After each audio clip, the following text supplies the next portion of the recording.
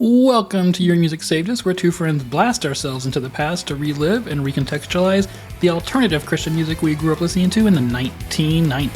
Dashing through the snow in a one-horse open sleigh, over the fields we go, laughing all the way. Bells on bobtail ring, making spirits bright. What fun it is to ride and sing a sleighing song tonight. Jingle bells, jingle all the way. Oh, what fun it is to ride in a one-horse open sleigh. Hey, jingle bells, jingle all the way. Oh, what fun it is to ride in a one-horse open sleigh. My name is Clifton, and I'll be dragged kicking and screaming as we talk about a Christmas album or something. But we're going to need a professional tormentor to lead the way. Jay, how are you doing today? I'm good, Clifton. I mean, maybe we should change the intro to our show something like, we listen to this music so you don't have to. Because it felt like that was kind of fitting for this one. Yeah. I mean, it's almost a little unfair to this one because this one's fine. You're right. It could... I was actually expecting worse, but we'll get to it in a minute. We'll get to it. All right. Jay, what is your favorite Christmas album? Well, not this. Okay. Ooh, that's a good question, Clifton. I don't know if I've had a favorite one. I mean, of the stuff we've covered, which this is just the third year we've done this, I think my favorite is definitely the Flying Tart one, Christmas in Heaven, just because it's so weird. Yes. Now, I will say it has some really high highs, but some really low lows too. Like there's some definitely duds on there. Yeah. But I enjoyed it. But I'm trying to think beyond this. Did I have a favorite one? I don't know. What about you? I don't like Christmas music, so my answer is going to be wrong. Okay. But my favorite Christmas album is Etiquette by Cassie O'Tone for the Painfully Alone. Oh, shit. That does kind of count, doesn't it? It's not really a Christmas album, but I feel like it's a winter album at the very least. It is. Yeah. What's that song? Cold White Christmas. Yeah, Cold White Christmas, yeah. In St. Paul. Yeah. There's a song about New Year's Eve. You're right. That's a good album. It's a great album. If that counts, then I'm going to vote for that too. I did listen to that a couple days ago when I was supposed to be listening to this album. I just stopped everything I was doing and listened to that album. So listen, I found myself doing that a lot when I was supposed to be listening to this and listening to all kinds of other stuff. But you know what? It's fine. We got through it, and here we are. Yes. All right. So what are we listening to, Jay? We are listening to Bunch of Believers, a.k.a. Bob, their 1999 Christmas album, Ska-la-la-la-la. Or Ska-la-la. No, that's right. Ska-la-la-la-la. Yeah, that's the yes, okay. I assume the world has been, spared some measure of misery by this album being hard to find and listen to. Well, unfortunately, maybe not, because it's on Spotify, which I was kind of shocked to see. So, I mean, you want to dig this up? It's out there, everybody. Yeah, okay. Was this played in your youth group, Jay? Well, at Clifton, we graduated high school at the same time, so. Right. We were both actually entering college when this came out. So I think neither one of us know for sure. But and I'm guessing it probably wasn't played in my youth group because we weren't super cutting edge. But I guarantee you this was played in youth groups somewhere. For sure, 100%. It's definitely it's like a youth group album. It is literally about youth groups. I mean, we're going to get to that. But it is clearly that is their target audience. 110%. So they would be very disappointed if this wasn't played in a youth group somewhere. Yeah. All right. Well, are we at least getting preached at? I mean, yeah, basically. It could be worse, but yes, for sure. All right. Before we head out any further into this abyss, let me remind you to visit patreon.com/YMSU to contribute and get extended episodes. I think we have a new workflow that's going to allow us to put out more Patreon-only episodes where we will talk about things like other music that isn't Christian music, maybe, or maybe some deeper dives into side topics. We'll see. It's we'll have fun doing it, whatever we do. Well, and I haven't talked to Clifton about this outside of recording, but we should do a year-end best kind of blah, blah, blah. So maybe we can make that one of our Patreon. Which we had done in the past, but we're not really planning on it for this year. We're just going to power ahead. I mean, we got to get back in rhythm. And we got to get back to Goaty Hook. We've been saying we're going to do Goaty Hook for 2 months now. Yeah, and we got to get through it. So we're probably just going to jump on that. So you only get to hear Clifton and I pontificate about all the things that we've, listened to and observed and thought about this year if you're a patron. So sign up, please. All right. So Jay, who the fuck is Bob? Well, or B.O.B. or a bunch of believers? Clifton and I have been wondering that throughout this whole thing. This is going to be kind of short, but I will say this is from the Frontline Records website, and I just quote, it says, a founding member... Is this on Frontline? Well, we're going to get to that. Quote, a founding member of One Bad Pig, Paul Kupek, had fun writing and recording a couple of albums under the name Bunch of Believers on Little Buddy Records, a division of KMG Records, end quote, which I'm assuming is somehow associated with Frontline, because why else would this be on their website? Right. And yes, they bought him at some point. Bunch of Believers also put out an album called It's a Ska, Ska, Ska, Ska World in 1999 on the same label. So I'm assuming kind of summertime before this came out. I don't know if they recorded both of these at the same time. Seems like they could have. Who knows? But from what I can tell, Bob is a bunch of Nashville studio musicians who basically came together to make these albums. And Paul Kupek, to this point in time, is the only known member. But judging from the credits, a few other folks seem like likely candidates for band members, including Tony Palacios. You may have heard of that name because he was in the band Guardian. Some other people named Mark Clausen, Jason Burkham, Kerry Hodge, and Ty Smith. There's another singer at least. Right. And the reason I'm guessing Kerry is the female singer you hear on this, Right. And the reason I'm saying this is many of these people have credits on other Christian albums from around the same time period. So, and they're thanked in the thank yous along with Paul Kupek. So I'm just putting it all together and assuming these are some of the performers.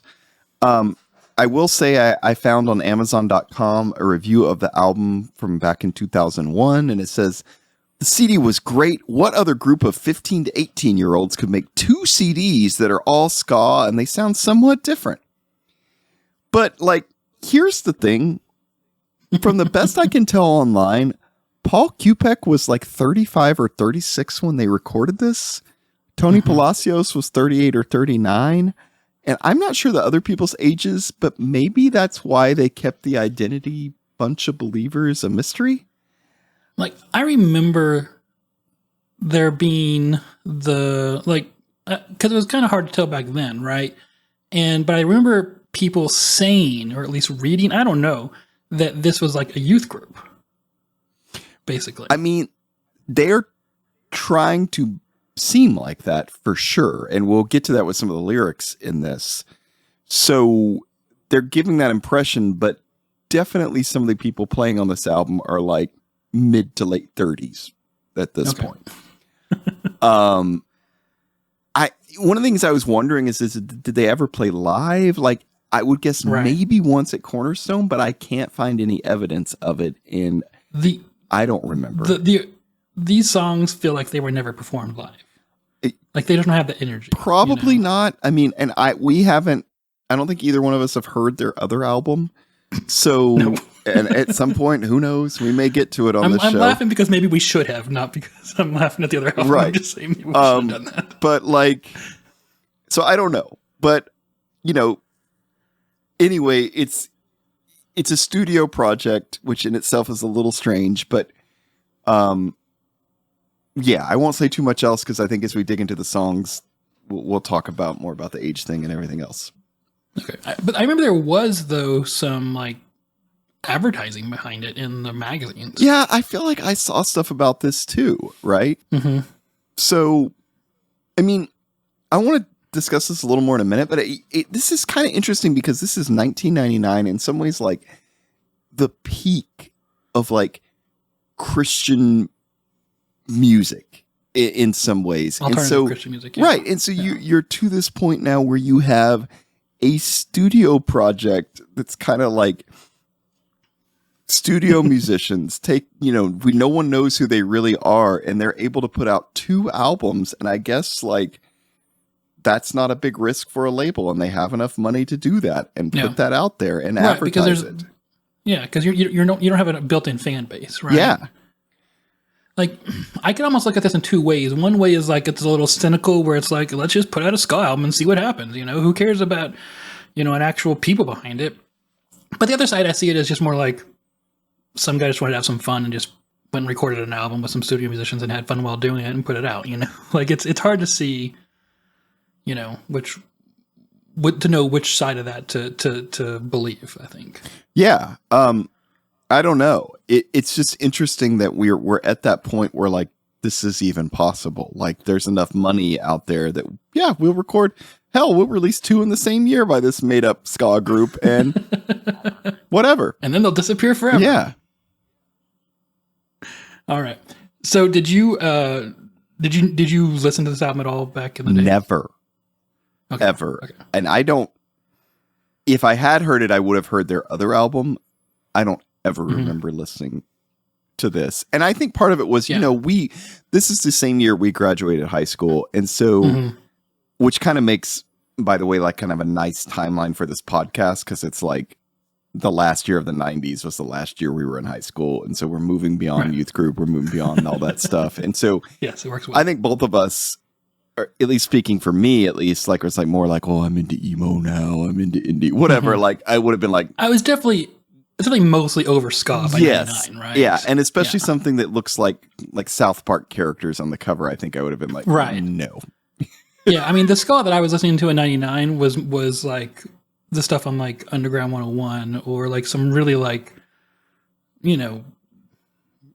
just really independent type stuff. Like it wasn't going to be slickly produced and I also remember this just having like kind of a vibe behind it that it felt like it was missable. Like you weren't going to miss anything by not hearing it, And I think to kind of make fun of us at that point in our life, I think we were like probably overly serious about music. And so the fact that this looked really silly was like, no way were we going to, not help. Yeah, no way were we going to take this seriously and give this a chance.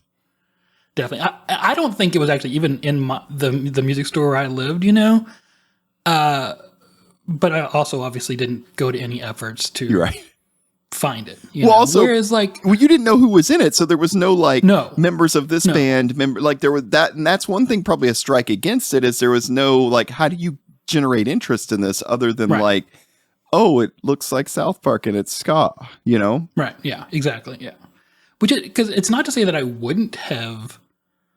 Like I remember as late as at least 98, like I mail ordered like Frito Boat, like that wasn't available in my local store. I mail ordered Big Dog Small Fence, so like I was. All right, you were getting into some of the more obscure Christian ska. Yeah, exactly. Yeah. Which, by the way, I need to check my mailbox because I just ordered Frito Boat had both their physical CDs on Bandcamp. See, there we go, ladies and gentlemen. He can't stop. Still doing it, 2023. Yep, can't stop. Yep. All right.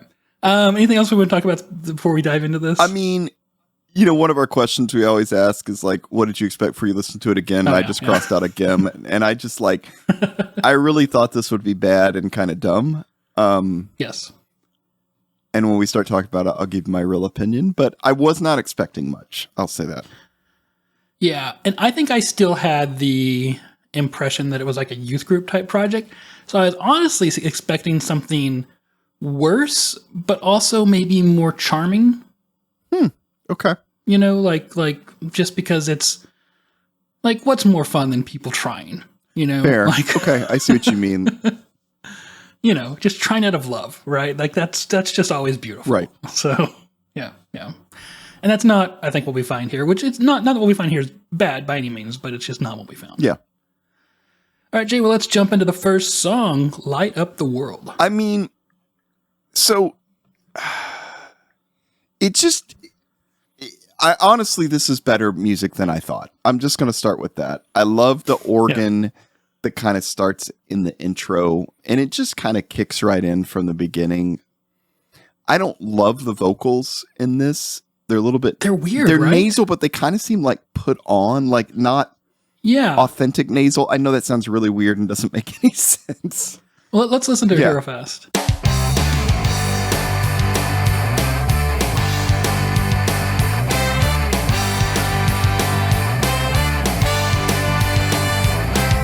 Along about November, I get a twinkle in my eye. I start craving eggnog and the smell of pumpkin pie. Going up to the attic, I find those Christmas lights, untangling every single cord, even if it takes half the night. Yeah, so in my notes, I made a note almost immediately. I was like, these vocals seem almost like an impression. Just like there's something off about them. I don't know. Yeah, that's funny. We're both thinking the same thing. Like there's just feels inauthentic or something. Like I don't know. Yeah. There's something about it I'm not liking. And as someone who has tried to record songs at various degrees of unsuccess, it feels to me like this is the first time this person has sung this song to the music. Ooh, okay. Right? Fair. Like maybe not the very first time, but like, recently. Yeah. So it's not like something that's been performed on stage and had the kinks worked out and things like that. It's just the energy behind it is I'm in a studio and I'm singing along to a track. Yeah. Yeah. That's probably exactly what happened, actually. Right.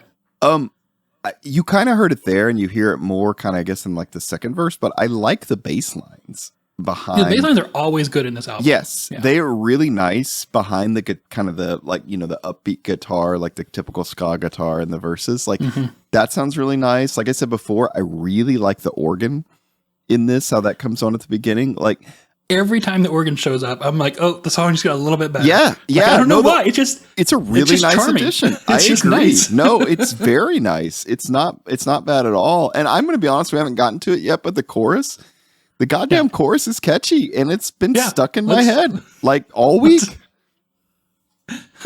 Let's jump to it here. I am not ashamed. I'm gonna light up the world. Gonna light up the world.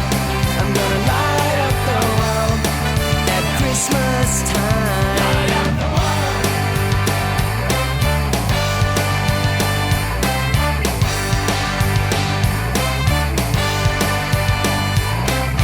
Lights around the windows and lights up on the roof. I'll let that play a little bit longer there because I just want you can hear that bass line there. Just really, it's snappy. It's fun, and the horn's the same. Like this is well executed. It's just missing that energy like it's ever been performed live. Yeah, it's a great way to put it. Like actually, clearly they assembled some good musicians on this. Like there's really nothing to fault with the music. I mean, maybe you might not like some of the arrangements or something, but the musicians are solid. They're all very similar song arrangements. Yeah. I mean, what strikes me with this, and as we go on, I think you'll see this more, is like, to me, this feels like almost like youth pastors who really liked ska got together and basically put this out. And I'm not saying all these musicians are youth pastors, but that's what it feels like. It's very oriented. They might towards as youth. well be. Yes, it's very oriented towards a youth group. Yes, but they're good musicians. They are just kind of studio. You're right. They've not played it live. It's just they're doing this in the studio. Right. Yeah. There's a part here that I want to single out. Because tell me if this reminds you of anything that you've heard before from our podcast.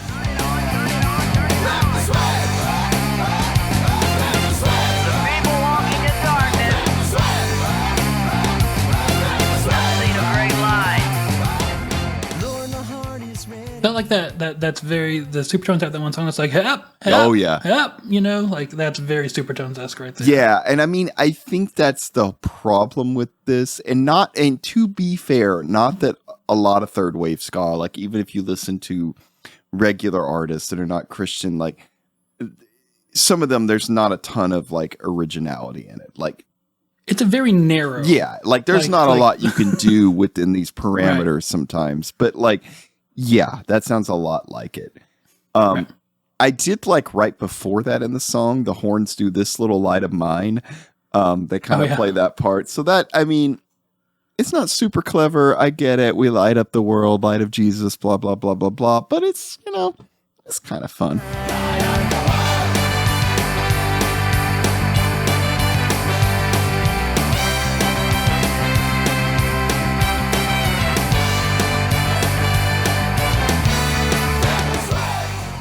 That's when it goes into what I right. played.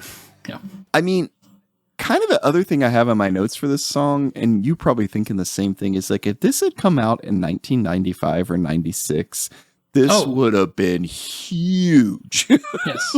Yeah, they just missed it by a few years. Right. You know? Like, it's just like 3+ years too late. Yeah. But this would have been massive had this come out earlier. And I even say, like, as just even my age, like, I would have loved this had this dropped in like 96, you know? Yeah. The few little, like, nitpicky things that we've said so far, like, those would not have bothered me. Oh, yeah. As a 16-year-old. Oh, yeah. Yeah. And I will say the reviews I saw for this, some people were like, I played this so much in middle school. And I'm like, oh, well, yeah, exactly. Like, totally. It feels like it's written for middle schoolers. Yeah. It's literally like when you already said, it feels like youth pastors wrote this for their youth group. And that is exactly what it feels like. Yeah. So, I mean, you know, mostly is a bad thing, but like at the same time, like they put some effort into it. Like I'm trying to be generous here. Like it's good musicianship. Like these songs are not terrible. Yeah, it's not as cynical as like, you know, the Wiggles or something like that, where they're just like, let's throw anything into a song, you know, like I don't know. Is that a real band? Did I make that up? Yeah, no. That's a real kids bands. Real, yeah, okay. I think. Yeah. Let us know if we know kids bands. Can we talk about the lyrics here at all? Yeah, I would just say the last thing, the song ends with these vocals that are supposed to sound, I guess, cartoonish at the very end. And we see that a couple other times in this, which I guess fits with kind of like the cover art, which is clearly like a South Park ripoff. In fact, I'm a little surprised they didn't get in trouble, but maybe South Park just couldn't be bothered. I think, Jay, you might be giving them too much credit by saying that the cartoonishness of the talking matches the cartoonishness of the cover. Okay. All right. Fair. Okay. Let's play it. Light up the world. Light up the world. Light up the world. At Christmas time. Like a 1500 watt halogen bulb. Flip the switch, homie. I'm not big on Christmas art or Christmas movies or anything like that, but that reminds me more of what's that Chevy Chase movie? Christmas Vacation. You know? All right, maybe that's more it. All right, fair. Okay. Yeah, I don't know. They do a lot of movie references in bad ones, but yes, not great ones. Yeah. I thought the lyrics were edging on clever. You know, it's a nice attempt to write Christmas songs that are relatable. I mean, yes. So this is the thing, is it has very clearly defined boundaries on this. Like this is again 1999. It's like the peak of Christian or even alternative Christian music, and they know exactly what the rules are, right? Like they're not bad musicians. They know how to play this music, but they know lyrically like exactly what to talk about and what they can't talk about. And so like this is about Christmas. Light up the world. We've got to make it about Jesus. Going to light up the world with Jesus. Like Christmas lights. Going to apply all that. Like you'll see this in so many songs on here. They know exactly like the rules to follow for like the audience they have. I mean, that's the part that gets repeated as the chorus over and over again. But the first verse is, along about November, I get a twinkle in my eye. I start craving eggnog and the smell of pumpkin pie. Going up to the attic, I find those Christmas lights, untangling every single chord, even if it takes half the night. That's okay. You know, that's like something we've all either been through or something similar. Yeah. You know? So, I mean, it's like, it is an attempt to write a universal Christmas song, I think. And that works for youth group. Okay. You're right. Yeah. Okay. What about the second verse? Lights around the windows, lights up on the roof. Got 'em on Lil Buddy's doghouse, hanging from the bird feeder too. The trees have all been covered. Yeah, they're even all over the lawn. And if you think it's just too much, well, just wait till I turn 'em on. I hear you say, where is Santa? Well, you might think I'm crazy. I've got him in the manger scene, bowling down bowing down to a baby. See, there we go. There we go. Yeah. Can't give too much to Santa, and we're going to see this in another song soon, but we've got to make sure Jesus is acknowledged as number one. True. But otherwise, I feel like it's Christmas Vacation themed. It is. But that's the thing is, like, they pull in these kind of pop culture things, but they always make it focused on, like, Jesus in this. And this is so, like, very true. This is that culture 100%. See, we're fun. We know pop culture, but it's all about Jesus. You're making me more cynical about this album, Jay. Sorry, Clifton. Sorry. All right, let's move on to the second song here that we're going to cover. Well, the second song, Deck the Halls. I just like, so basically Clifton and I are only covering like their original songs on this, and we're actually even leaving out one because it's terrible and we don't want to just, like, you'll be glad. But the rest are like Christmas carols, and honestly, some are not done that badly, but I just, like, the album is called Ska-la-la-la-la, and just in case you didn't notice that, I just wanted you to hear this part in this song. I don't know, Clifton, you could play starting at like 104, 105 and this. Yeah, here we go. Hey guys! Aren't we supposed to be a ska band? Grumble, grumble, grumble, grumble. Hey guys! Aren't we supposed to be a ska band? Yeah! Well, I'm appointing us all today as official keepers of the ska. So we're gonna change fa-la-la-la-la to ska-la-la-la-la. Yeah! Deck the halls with boughs of holly. Tis the season to be jolly. I mean, it's just like, yeah, we get it. You didn't need to tell us that kind of thing. No, we didn't need that interlude. Right. But to be fair, that song works pretty well in the way they're doing it. And a few of the others do too, actually. Like, to give them credit, they're not bad covers of those carols. No, they're fun. Yeah. It's a fun album. Yeah. Yeah. But once again, that voice that it's just put on like movie accent. Like, I don't know, like, hey guys, you know, right. Like, I just don't,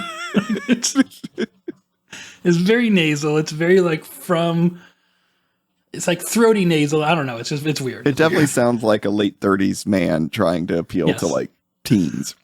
Yeah.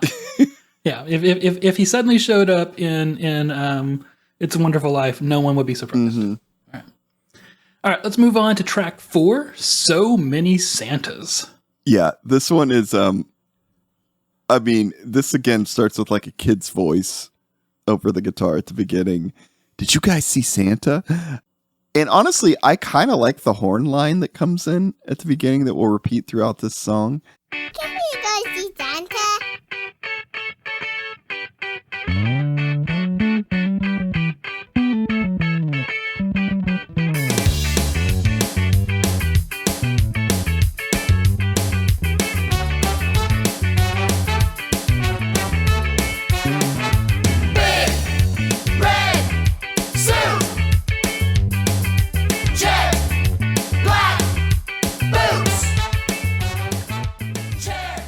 Is this supposed to be like a Christian Christmas ska version of Black Coat, White Hat, or Black Coat, White Shoes, Black Hat, Cadillac? I just don't. Ooh, I hadn't even thought about that connection, but yeah, maybe. Dying and the stories that are true.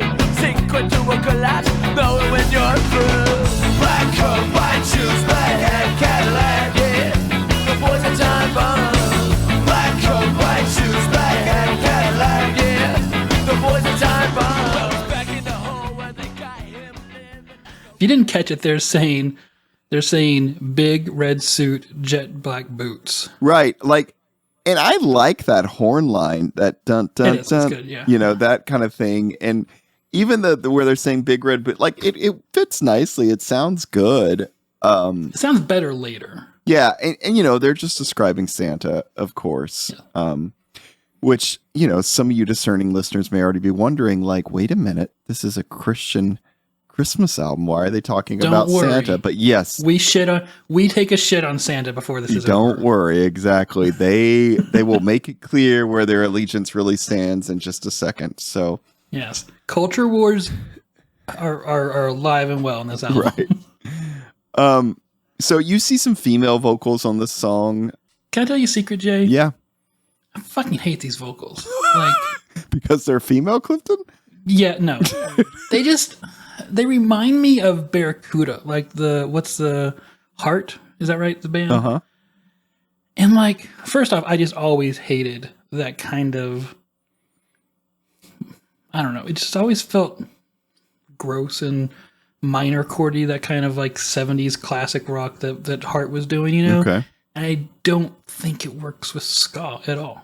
They're definitely part of these vocals I didn't love, yeah. Yeah. Chair, read, nose, ho, ho, ho. And that's fine right there. The store is about to close, and Santa's gotta be leaving.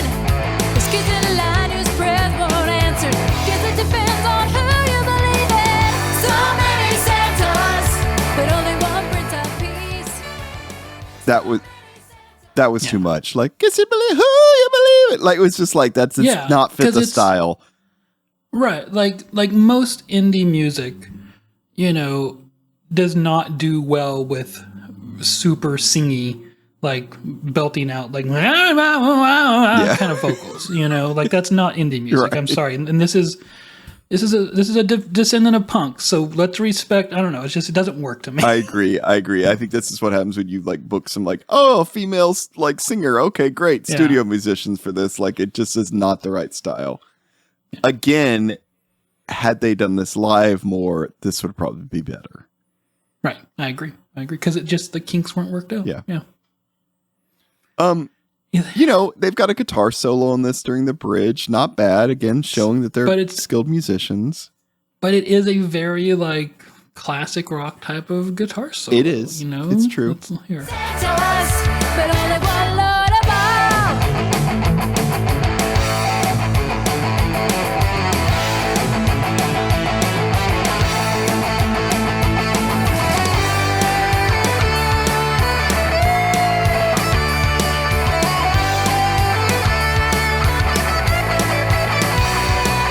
All right, Jimmy Page. Yeah, some of this makes me wonder, like, again, because we don't really know who did the songs, like, it definitely sounds like some people wrote different, like, it's not the same songwriter for every song on this. I mean, my guess is that it's probably the same songwriter, but they were fleshed out Okay. separately. Yeah. You know, like the details are kind of individually arrived upon. Mm-hmm. Yeah. You want to hear my favorite part of the song, Jay? Yeah, play it. Block. Saint Nick just rolls round the holiday, but Christ makes Christmas rock. Christ makes So Christmas many rock. Santas, but only one Prince of Peace.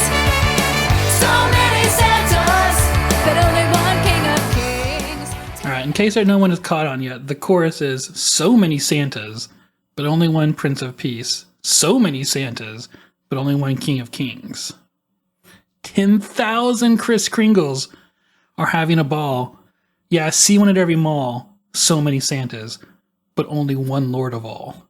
Again, this is very much in that, like, what's allowed, what's not. Like, you know, Santa, whatever. But, like, the real reason for the season is Jesus kind of thing. You know, as long as we acknowledge that, I guess Santa's okay. He can exist as long as we talk about Jesus being the real reason. Right. Yeah. Yeah. All right. Anything else you want to talk about for this song? Well, so at the very end, some of the lyrics, are, like they talk about with Santa, they say, I'll just read the very last part with the lyrics. He says, red, white, black, heavy sack, pain in back, chiropract, down fireplace, not much space, bowl of jelly, get in belly, Christmas cheer, red-nosed deer, belt too tight to all a good night. But at the very end, then there's a little kid's voice that says, bowl, get in belly at the end as the kid. And it's like, I had to look it up, but that Austin Powers movie came out Yeah. the same year. Get in my belly. Right. And so again, and which, you know, if you're a kid in youth group, you say stupid shit like that because you think it's funny. And again, this And just, if you're a 35-year-old youth pastor, you put it on an album. exactly. So, I mean, there we go. All right. Let's listen. Santas, but only one Lord of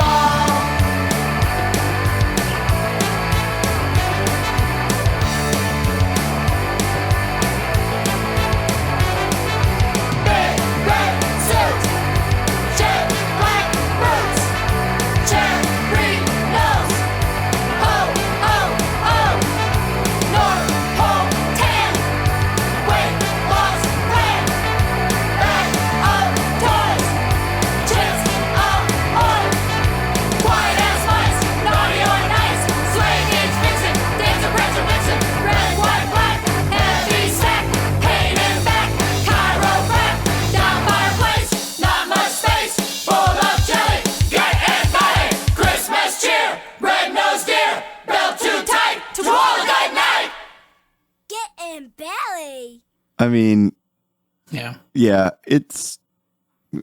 Whatever. All right, let's move on.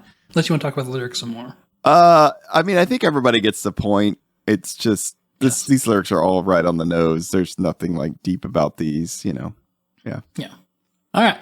We're going to do track 6, Jesus' Birthday. I mean, speaking of lyrics, just by the title, you could probably guess what this song is about, and you'd be right. I'll be honest, the more I listen to this, the more I was like, oh shit, this song's kind of catchy. I kind of like this one. This one's got nice energy to it. This might be my favorite. Either this or the first one. You know, musically. My note for the song is, this is kind of a mindlessly fun song. Exactly. Like it sticks with you. It's fun. Mindless is the right word. Yeah. We also should get back to the youth group thing, because the first line here is, we're going to decorate the youth group room. Right. Yeah. So this is in this song, and in another one, they're basically explicit about like their audience here. Yeah. Yeah. Let's listen to the opening.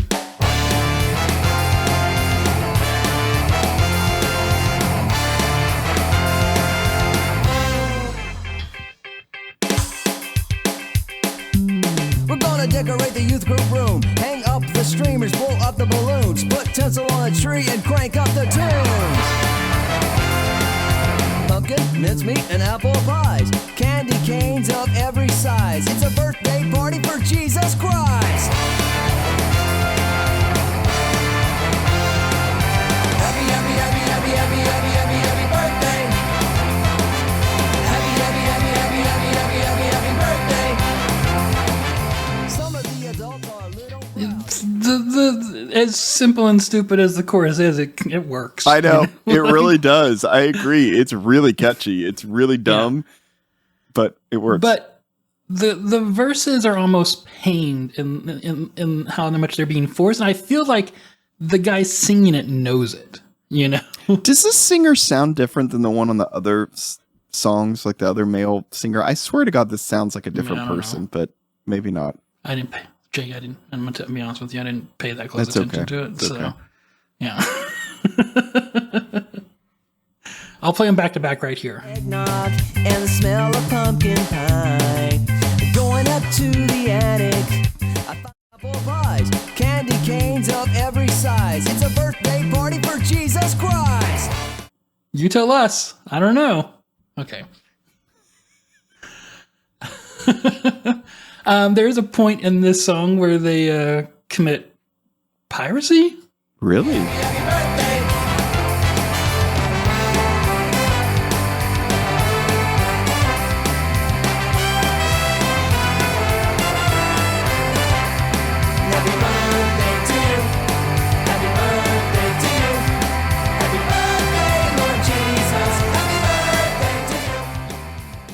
I think the copyright fight over the Happy Birthday song had been settled at this point, but at this point, it was very much still under copyright. There was that song was copyrighted?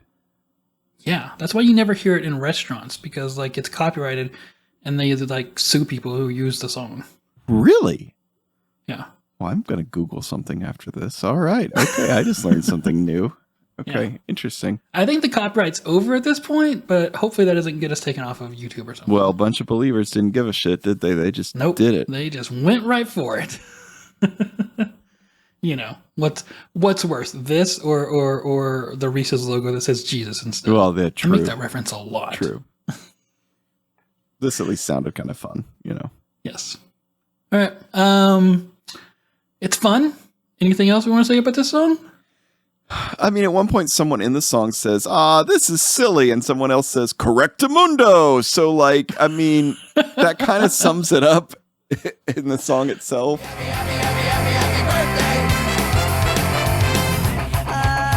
This is silly. Correctamundo.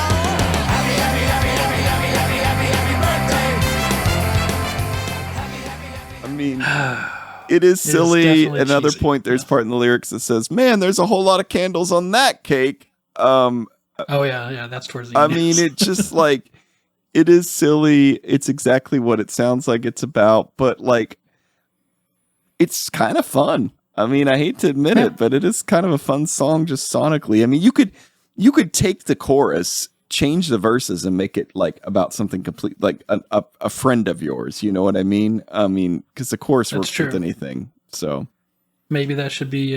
Maybe we should put that challenge out to everybody. Rewrite this song so it doesn't. talk about Jesus. Well, I mean, just so it's like less silly Right. and isn't about Jesus. I will say one other thing on this. There is a line in here. Hang on, let me find it. Some of the adults are a little proud. They don't want to hang with the party crowd, but that's okay. Now we can turn it up loud. Like, these lines about adults seem really weird when you imagine 30-year-olds singing them. Yeah, especially when you imagine your 30-year-old youth pastor singing them to the middle schoolers, being like, "Right, right, kids, right." Yeah, it's a little like, okay. All right. I think let's move on to the next song, which I think is maybe a better song. What? No. I mean, it's not a word. It might be a little. It's track 7, Snowball Fight. Okay, all right. I don't know. I might fight you on that one, but I mean, the drums start, then the full band goes into it. It's got horns leading, then an organ again. It's nice. Like, This is another song that mentions youth group in the lyrics. Lyrically, I would say, while it's I'd say it's worse. The other one, at least, is kind of light. This one is like trying to be deeper than it should be about something. Yeah, silly. you are right about that.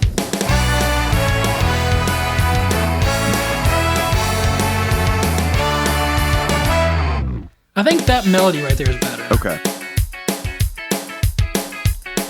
Well, I'm walking in a winter wonderland with a cold one in my hand.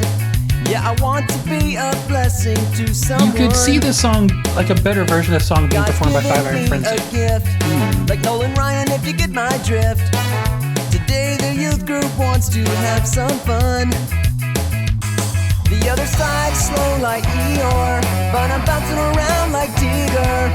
You've got to pick your hiding place, and I wish this tree was a little bit bigger. Now I know why God made snow. 1, 2, 3, let's go. I don't know why, but I kind of like it's excessively stupid. But now I know why God made snow is a really silly but fun song lyric. It's just when you start to unpack the rest of the lyrics around that Oh, you're yeah. like, wait, really? They try to make, like, instead of just a song about enjoying a snowball fight, they have to bring God into it. And that's what I Yes. mean. Like, they know the rules of the space so well. They're like, we can't get away with just a song about having fun with the snowball fight. So we must make it about God, too. And also throw a little bit, like they throw the word ammunition in here, which, like that's almost required for, like, at some point you have to refer to war in your Christian album. Well, okay. So I'm glad you brought that up. So they say at Christmas time, I just praise the Lord and pass the ammunition. And that's actually referencing a real song that was written in 1942 by this guy. This is Wikipedia. I looked this up for this. By this guy, Frank Loesser, who, this is according to Wikipedia, quote, the song describes a chaplain who is asked by a group of soldiers under attack by enemy planes to say a prayer for them. The chaplain puts down his Bible, mans one of the ship's gun turrets, and begins firing back, saying, praise the Lord, and pass the ammunition.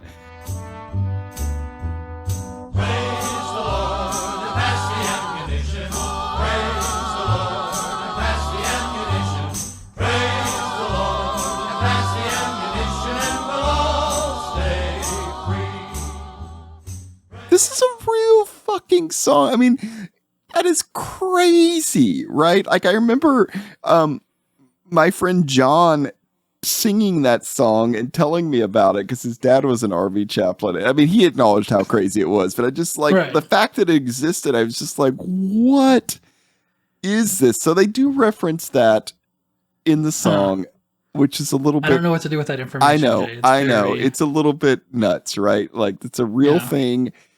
Absolutely crazy that even exists and that people ever thought that was okay to sing.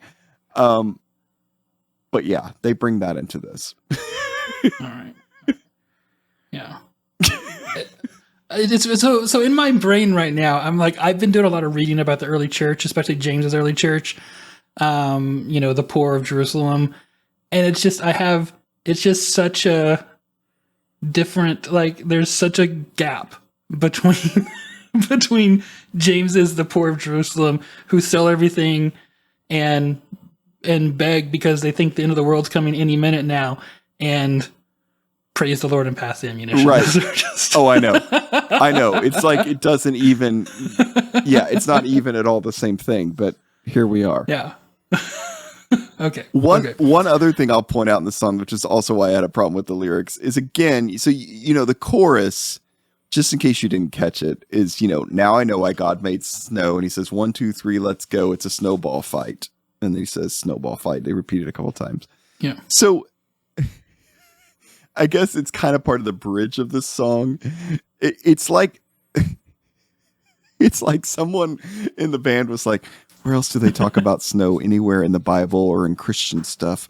Oh, wait, I've heard this in that one song. And so they bring this up. They mention this in the bridge. They say, though your sins be like scarlet, they will be made white as snow. Like, whatever that hymn is, they bring that up and they pull that into the song as well. So again, we can't just have a snowball fight with snow.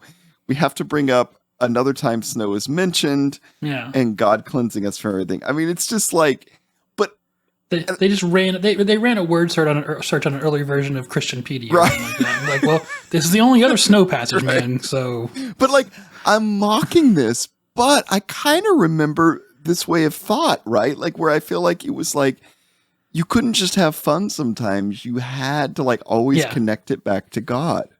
Everything had to have an ulterior motive. Yeah. And so I understand the culture at the time and why they did that. It seems incredibly weird and silly now, but like, that was it. You had to kind of always keep it centered on God. Yeah. Very true. Let's listen, because the chorus is fun, so let's listen to it before we move on to the next song. Now if I hit you in the face, well I mean it all in love. Cold, white, flakes of fun, sit down from above. Now I know why God made snow. 1, 2, 3, let's go. It's a snowball fight. Snowball fight. Snowball fight. There's an organ. It's nice organ. Yeah. Though your sins make you red as scarlet, they will be made white as snow. Like, how much effort did they go to into getting the kids for that? Right? Like, if this is just a studio album and it's not a youth group, like, that's weird. I agree. I hope it's a youth group. It would just be so much better if it was a youth. Okay, let's move on. This is where we're going to skip one of the original tracks because it's so bad. They're called Putting on a Play, and it's boring and slow, and we're going to skip it because it's that bad. It's so bad that I told Clifton we were going to skip one of the songs, and then he messaged me later, is like, are we skipping Putting on a Play? And I was like, yes. Like, he didn't even know which one, but then he went through it and automatically was like, oh yeah, we have to skip that. It's bad. I mean, maybe we should do it for entertainment value, but neither one of us really wanted to listen to it again. So I'll put it in here in post, but I'm not going to play it now. Looks like there was a sale on bathrobes at Walmart. All right, wasn't that fun? Okay, moving on. So the only other original song on here is called Room in Your Heart. Song, second to last song. I think it has a nice beginning. I'm curious about what you think of the vocals. The vocals distinctly remind me of something else, and I'm curious if you felt that too. Yeah, they remind me of the last song we just covered where they're fucking forced. And painfully they're forced, so. But I like these better. I'm going to be honest, because they remind me of something I like. Okay. But by the way, I always make a list of like where different parts of the song start, And almost every track on this album, the lyrics come in between 12 and 14 seconds. Interesting.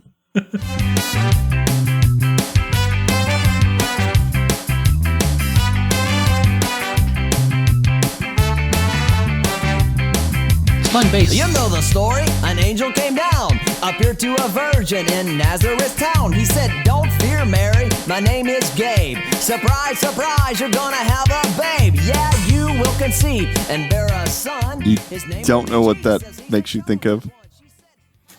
No, my pop culture catalog is small though. Well, first of all, everyone can probably already tell by the lyrics that this is just like the Christmas story with Jesus in the manger and all that. In fact, there's like Luke's Christmas story. way too many lyrics in the song, actually. So it many, gets really, yes. in fact, it takes way too long to get to the chorus. But that style of vocals made me Cake? earlier than that. 80s made me I don't think know. of B-52s, like Love Okay. Shack, right? The Yeah. way the guy sings in that song, I don't remember his name, but the way he sings on that, like, I got me a car, it's as big as a whale, and we're heading on down to the Love Shack. I got me a Chrysler, and it's about 20, so hurry up and bring your jukebox money. it just, to me, that's the exact same style. I kind of like it, honestly, for this song. I think it's better than the other ones. Here's the thing. If what we just played and they went to a chorus then, that would have been great. You're right. No, it's But that way is too long. 1/4 of the first verse that we've been through so far, okay? Yeah. It is 1, 2, 3, 4, 5, 6, 7, 8, 9, 10, 11, 12, 13, 14, 15, 16, 17, 18, 19 lines long, and they're not short lines. No, I agree.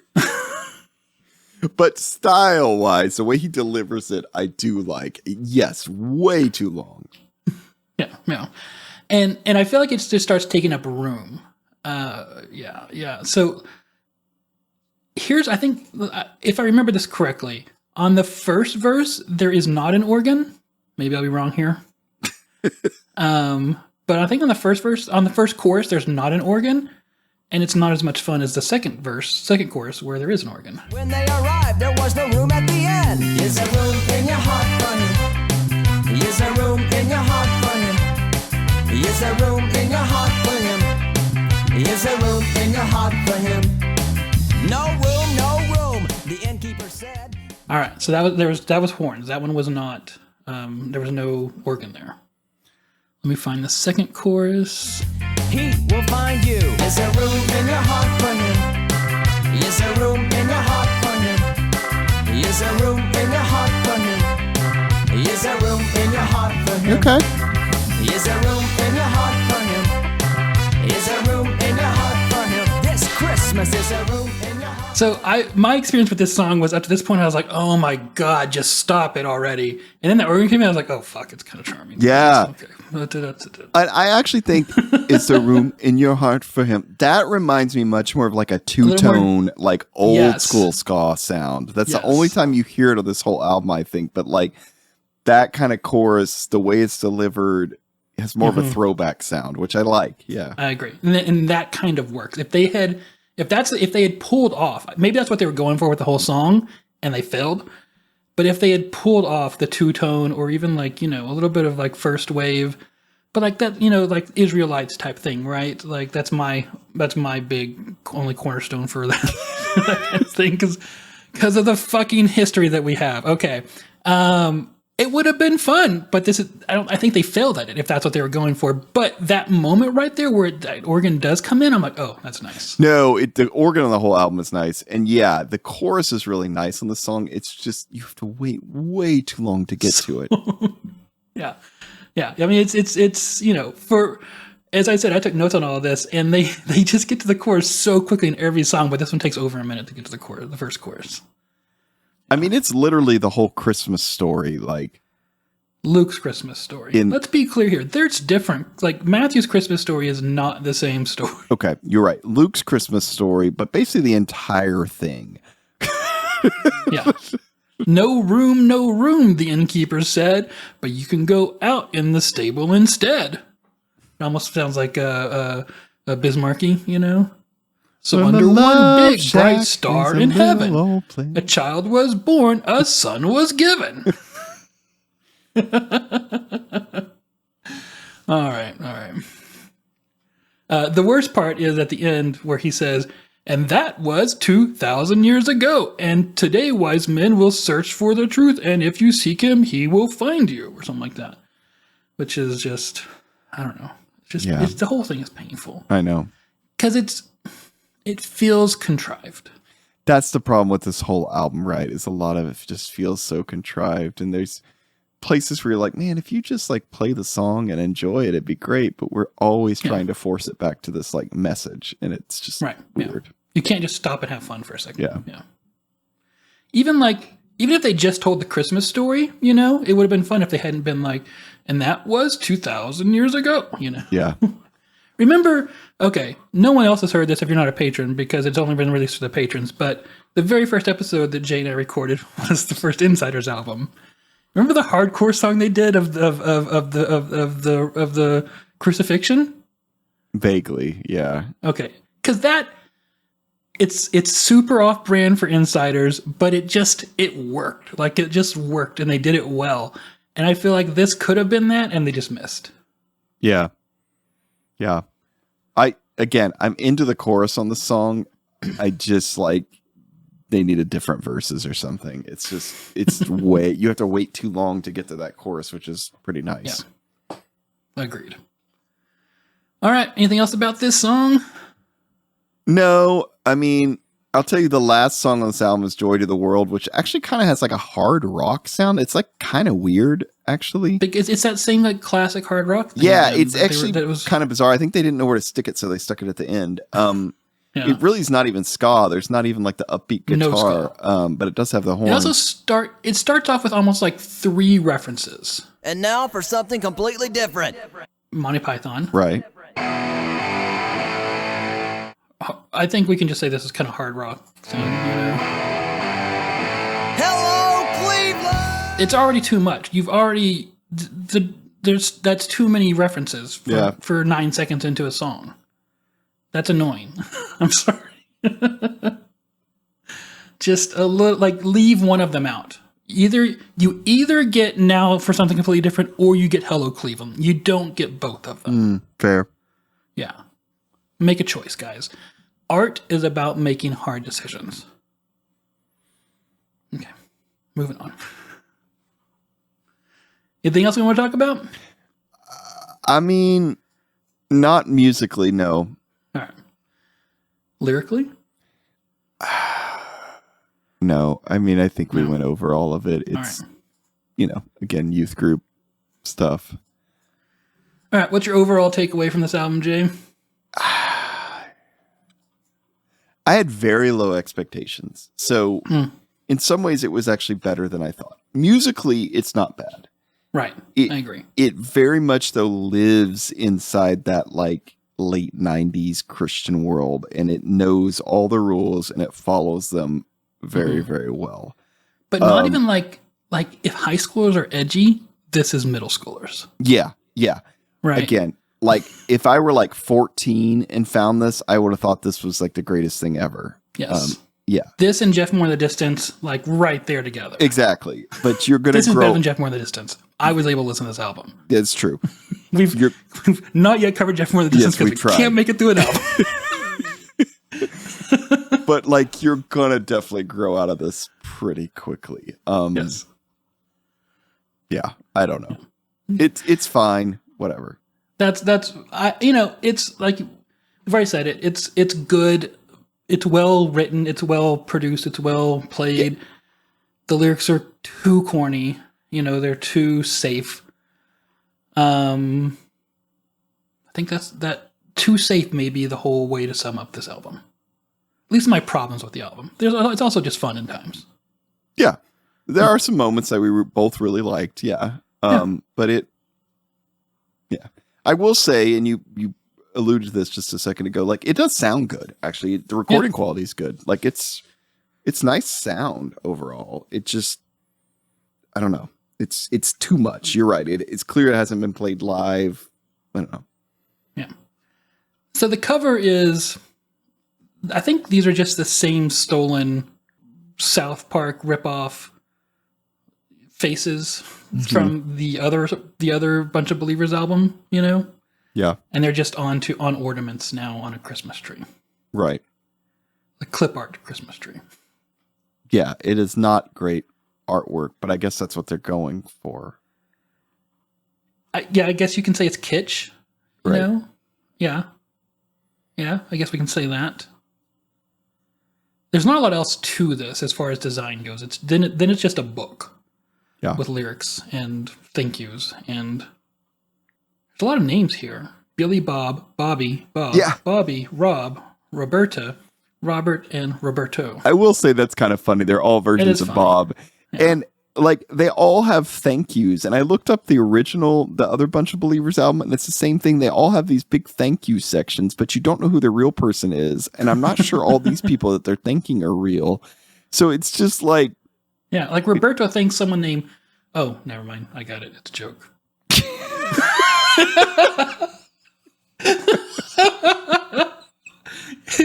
Sorry, to be clear, what I just read was Sarah Lee, hostess, Purity Dairy. Sorry. so yeah, but the thing is, like, they take up 2 full pages, color pages in the booklet doing these thank yous that, like, don't really mean anything because nobody knows who these people are nor really who they're thanking. Right, yes. And then, there's some... Yeah. All the production stuff is Bob Sled, Bob B. Pin, things like that. Yeah. Right. J.R. Bob McNeely, Mark Bob. Anyway, some of these are actually real names, but they have Bobs inserted into them. You want to tell us a little bit about... oh, wait. Are we there yet?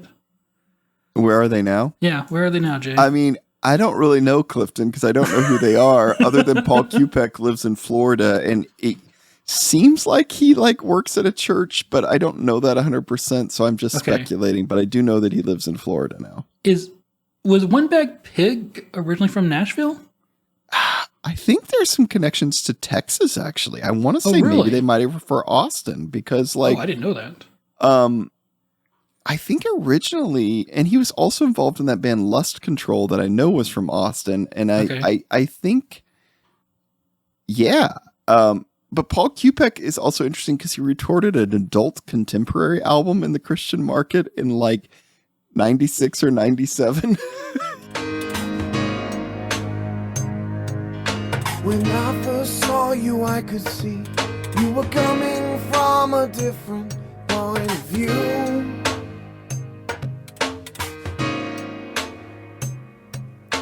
Can't forget what looked like mercy in your eyes shining through. Yeah, I mean, if you just Google him, that's one of the main things that comes up. So that was prior to this. Even with that ridiculous name?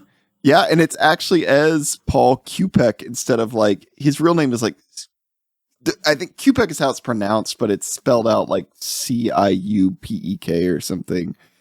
But yeah, I mean, if you look him up on Discogs, he's got a solo album that is called Touch the Ground. Yeah, came out in 96. Wait, let's pause. He's got a solo album and a soul patch. Mm-hmm. Yeah. Here's a picture of him today. He looks like a pastor. Right. Right. So, I mean, I don't know about everyone else. Maybe a lot of them are still in Nashville. Who knows? But yeah. Yeah, he did a play about Scrooge, a one-man Christmas Carol thing a few years ago. 2011. Yeah. Yeah, so I know nothing else about them, so this is all we right. got. Fun, Jay. Fun. Mm-hmm. Do you have an award for this album?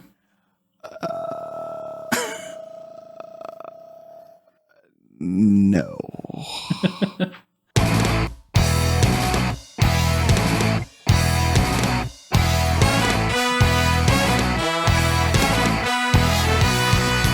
Deck the halls with boughs of holly. Fa la la la la la la la la. 'Tis the season to be jolly. Fa la la la la la la la la. Well, Jay, I think on the next episode we are doing Goaty Hook. Sumo Goaty Hook Surprise. finally. Yeah. Unless we don't. We're trying to get to it. So Clifton has proposed a 2-parter on this, so we'll see if we follow through with that or not. It's true. I have, because I think we should cover every single song. All right. Well, yeah, let's get out of here. Okay.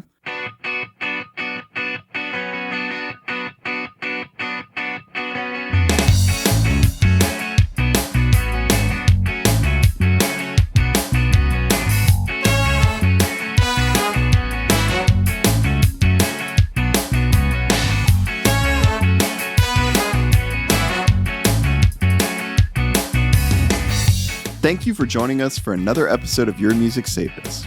If you enjoyed your time with us, please leave us a review or share this episode. Visit patreon.com/YMSU to contribute and get extended episodes. Visit our website, yourmusicsavedus.com, to find out all the ways to listen. We're on Twitter, Instagram, YouTube, and Facebook. Join our Facebook group or follow us to keep up with the latest or interact with us, and send complaints and disagreements to yourmusicsavedus@gmail.com. The music in this episode is the work of a bunch of believers and is used with apologies, not permission. Yes, except for the birthday song, which, who knows? Yep, true. Yeah. All right. Thanks, everyone. Bye, everybody.